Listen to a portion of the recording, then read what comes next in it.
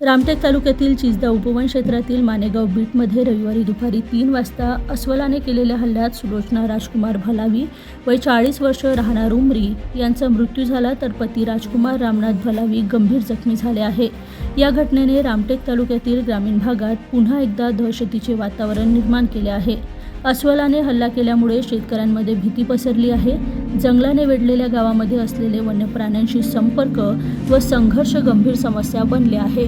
घटनेनंतर रामटेक वन परिक्षेत्र व देवलापार पोलीस स्टेशनचे अधिकारी घटनास्थळी दाखल होऊन सखोल चौकशी करीत आहे। नागरिकांनी प्रशासनाला तत्काळ उपाययोजना करून सुरक्षिततेची खात्री करण्याची मागणी केली आहे।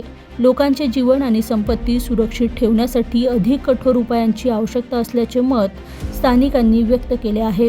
घटनेनंतर सहाय्यक वनसंरक्षक गोविंद लुचे यांच्या हस्ते सानुग्रह निधीचा धनादेश मृत महिलेचे पती राजकुमार भलावी यांना देण्यात आले आहे। मानव वन्यजीव रक्षक अविनाश लोंढे, वन परिक्षेत्र अधिकारी रामटेक, राहुल शिंदे, वन परिक्षेत्र अधिकारी पवनी, सागर बनसोड व वनरक्षक उपस्थित होते।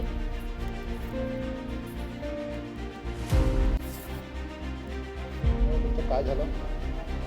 माया राजकुमार भलावी काड्याला गेलो तुम्ही एक वेळ काड्या केलो, आलो वापस, पाणी वगैरे पिलो काड्याजवळ।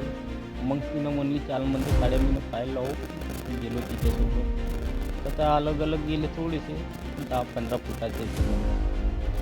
तिथे उभी राहिली मी काड्या कापत होती। ते कोणाकून आले 2 अस्वल, तर मलाही नाही दिसले ना तिलाही नाही दिसले। एका दमानं तिच्यावर हमला, एका अस्वलनं मारलं आणि तिला तिथे 3-4 पलटी मारलं गोट्यावर।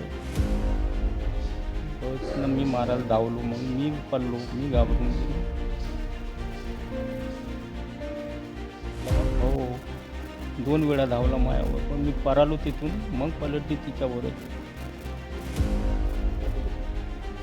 आधी तिकडून 2-3 माणसं येत होते तिथे इकडे, तेव्हा त्यांच्याकडे धावलो मी सांगितलो का अस्वल अस्वल म्हणून, ते तेव्हा पराले होते। ते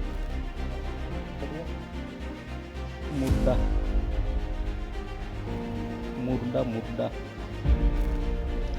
नमस्कार, मी राहुल शिंदे, वन परिक्षेत्र अधिकारी रामटेक। आज रामटेक येथे दुपारी अंदाजे 3 वाजता एक महिला आणि एक पुरुष शेतात जात असताना जो त्यांचा मार्ग जंगलातून आहे, इथे एका अस्वलाने त्यांच्यावर अटॅक करून या घटनेमध्ये नामे श्रीमती सुलोचना भलावी या मृत्युमुखी पडल्या आहेत आणि त्यांचे पती जे आहेत ते किरकोळ जखमी झालेले आहेत। दोघांनाही उपजिल्हा रुग्णालय रामटेक येथे पुढील तपासासाठी आणि उपचारासाठी दाखल करण्यात आलेले आहेत। वन विभाग आणि पोलीस प्रशासन या कामात आम्ही पुढील चौकशी करत आहोत। धन्यवाद।